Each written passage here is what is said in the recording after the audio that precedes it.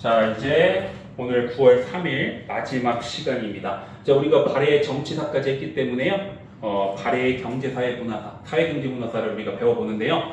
판사를 선생님 이렇게 한번 정리해봤어요. 다시 한번 중앙제도 아까 나와있죠? 이 부분 다시 한번 확인해보도록 합시다. 자, 일단 발해는요.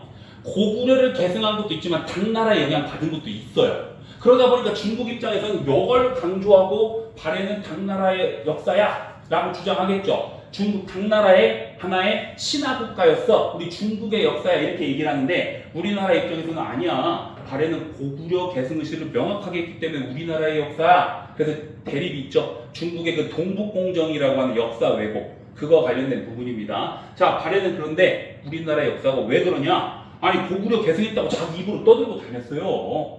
그런데 우리가 자기 입으로 얘기했는데 당연한 얘기죠. 자, 그럼 우리가 이제 나중에 한번 근거를 잘 알아야겠죠. 왜 고구려를 계승했다고 우리가 볼 수 있냐? 첫 번째 보세요. 지배층.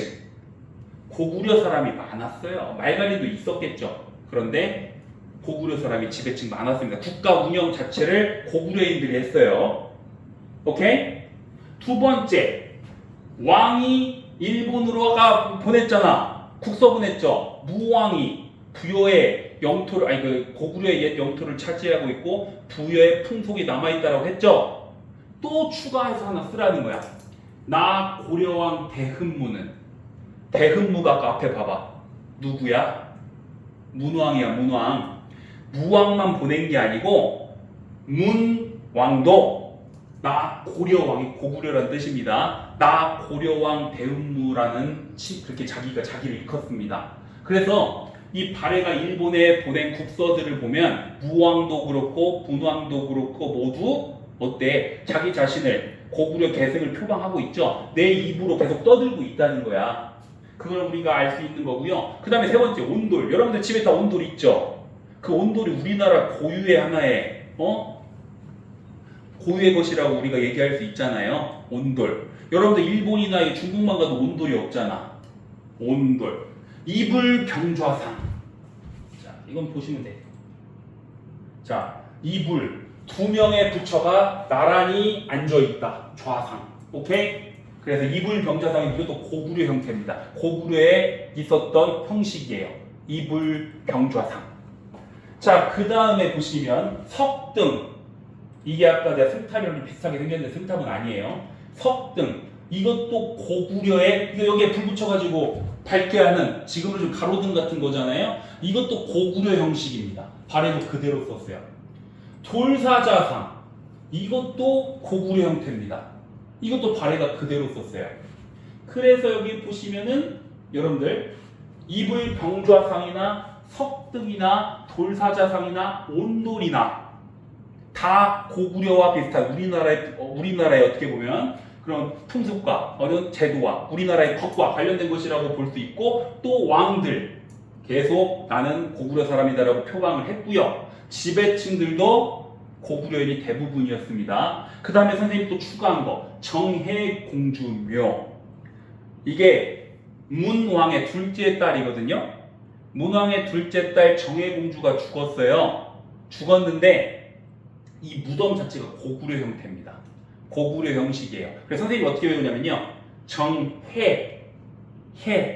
고구려. 그래서 정해공주면은 고구려 형식이고요. 여기 보세요. 정효 또 있어요. 여기 넷째 딸입니다. 정해는 해니까 여니까 고구려 영향이고 정효는 고구려도 영향을 받지만 당나라 형태 겁니다. 그래서 정해공주묘랑 정효공주묘 선생님이 여기다 구분해서 써놨어요. 아시겠죠?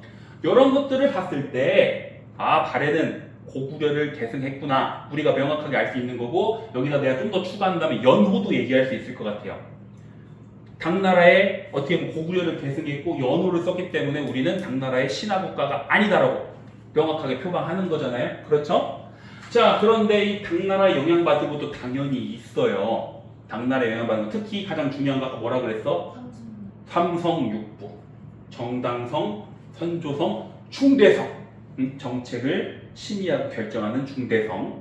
자, 그 다음에 좌사정, 우서정으로 나눠진 다음에 충인의 지혜 신으로 6개의 부로 나눠지거든요. 이런 거 달달 외울 필요 없고 이런 형태의 그 중앙제도가 보이면 발해로 가시면 돼요.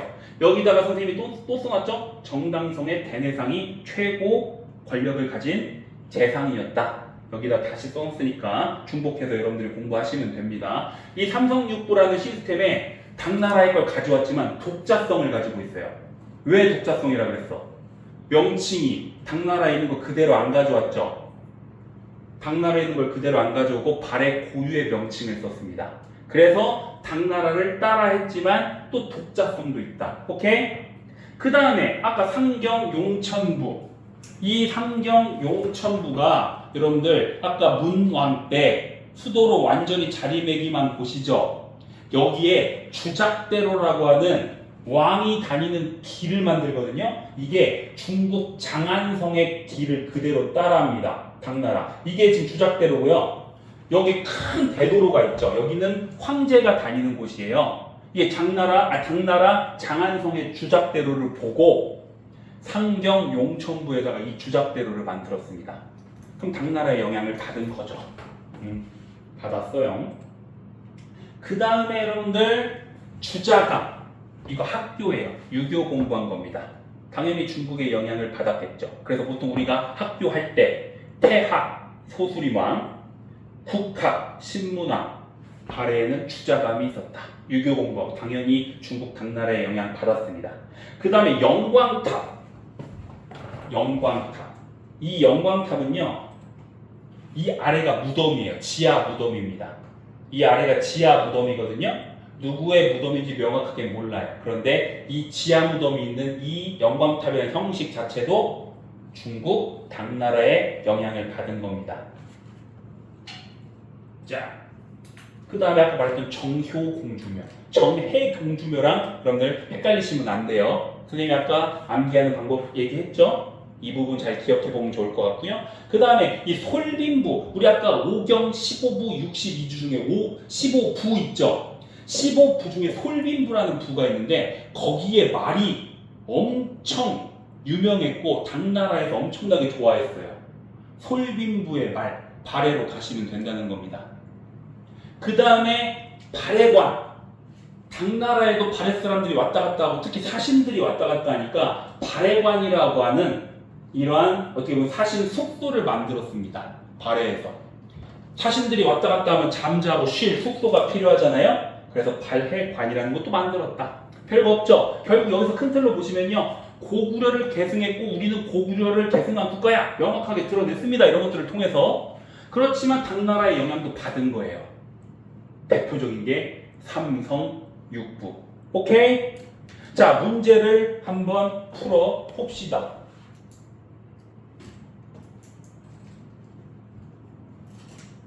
자, 여러분들 이 문제를 통해서 우리가 다시 한번 복습하는 거예요. 이 키워드 봐봐요. 각 국가, 솔빈부의 말 나오죠.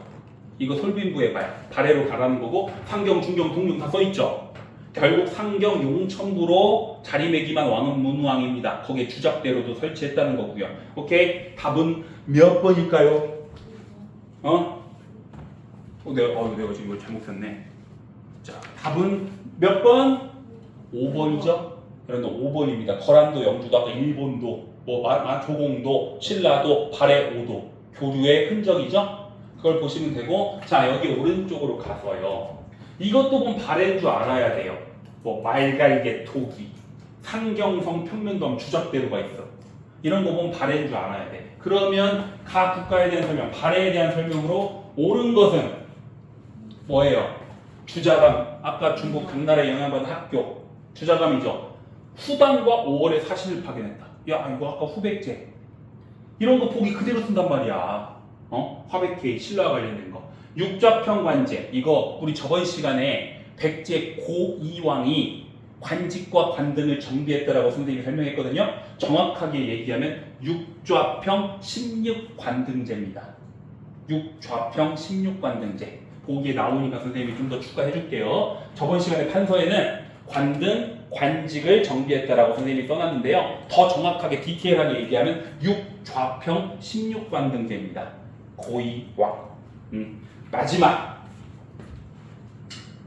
자, 아까 영광탑 나왔죠. 그럼 발해로 바로 가면 되죠. 그러면 발해의 유물 뭐 있어? 1번 이불병자상 고구려를 계승했다는. 오케이? 자, 오늘 여기까지예요. 아, 선생님도 거의 안 쉬고 그냥 거의 2시간을 떠들었죠? 여러분들이 나는 괜찮아. 난 지쳐도 돼. 근데 여러분들이 소화를 해야 돼. 소화 가능할까요? 소화 가능하려면 어떻게 해야 돼? 복습을 해야죠. 유튜브 내가 왜 찍어? 여기 있는 친구들 보라고. 학습지도 올립니다. 이 학습지에 판서도 내가 손으로 직접 씁니다. 난 컴퓨터로 대충 써도 되는데 손으로 직접 쓰면서 좀 여러분들한테 더 잘 보이게끔. 어떻게 보면은 이게 그 뭔가 내 생각일 수도 있는데 뭔가 이 타이핑으로 치면 눈에 잘 안 들어오더라고. 나는 뭔가 손으로 쓴 느낌인 판서가 눈에 잘 들어와서 나름 선생님이 정리하고 있는 거니까요. 이거 학습지 그 유튜브 게시물에도 올렸습니다. 잘 확인하시기 바래요. 그리고 오늘 영상은 오늘 중으로 올릴게요. 아시겠죠? 자, 여기까지 하도록 하겠습니다. 고생 많았습니다. 집에 가세요.